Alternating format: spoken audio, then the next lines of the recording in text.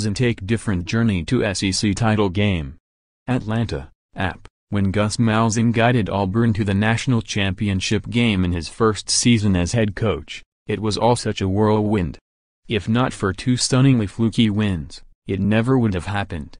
This season, it feels like Malzahn and the Tigers really earned it. With two huge victories in November, number 4 Auburn, 10-2, claimed a spot in Saturday's Southeastern Conference title game against number 6 Georgia, with a berth in the college football playoff surely going to the winner. "This is a different journey," Malzahn said before putting his team through a walkthrough at Mercedes-Benz Stadium, the new $1.5 billion facility that is hosting the SEC championship for the first time.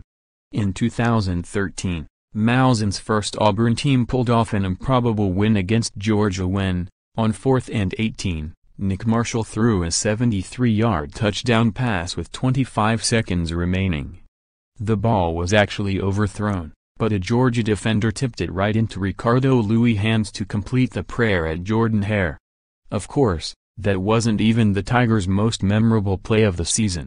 In the Iron Bowl, Alabama came up short on a potential game-winning field goal and Chris Davis returned it for a touchdown from the very back of the end zone. A 109-yard play that will forever to be known as Kick 6. "Our 2013 team was outstanding," Malzahn said. "And now? We're just in a lot more stable position," he said. "We're in a position that I think we can sustain this type of level for a period of time.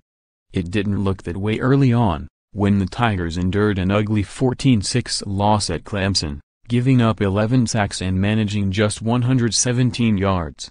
And all hope of reaching the playoffs seemed lost after Auburn squandered a 20-point lead at LSU. That was some tough times," Malzahn said. "Are we going to fold our tent, or are we going to roll up our sleeves?" Auburn got back into the mix with a 40-17 rout of Georgia, which was number 1 in the CFP standings at the time.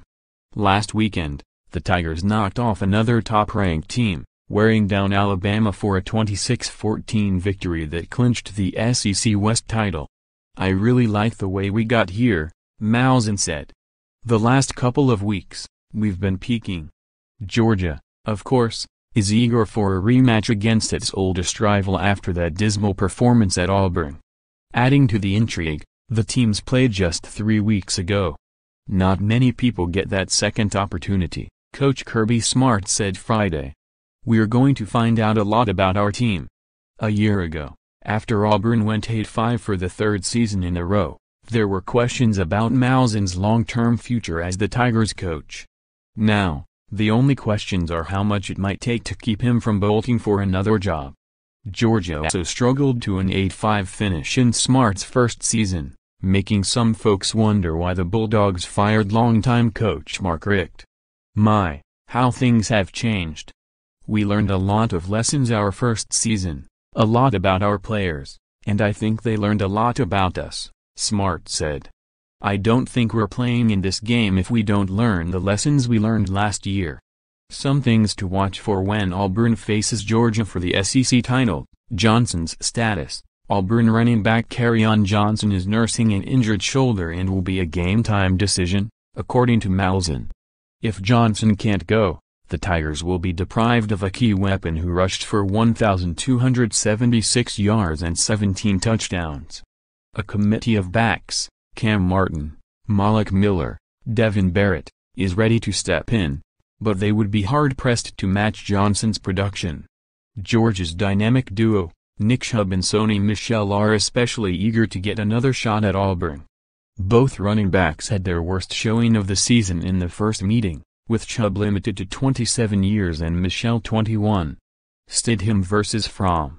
Auburn quarterback Jarrett Stidham has been on a roll since a dismal 9 of 26 performance against LSU, completing 72% of his passes for 1,172 yards, with 8 touchdowns and 2 interceptions. Georgia's freshman signal caller, Jake Fromm, has done a good job of managing the offense and limiting mistakes, relying largely on the SEC's top running game. If the Bulldogs struggle again on the ground, he may be forced to do a lot more through the air. Defensive stalwarts, These teams feature two of the country's top defensive players, Auburn outside linebacker Jeff Holland and Georgia inside linebacker Roquan Smith. Holland has 9 sacks, 12 tackles behind the line and 22 quarterback hurries. Smith leads the Bulldogs with 100 tackles, including 62 solo hits. Special teams, indeed, Auburn kicker Daniel Carlson is a huge weapon, connecting on 21 of 27 field goal attempts including 4 of at least 50 yards.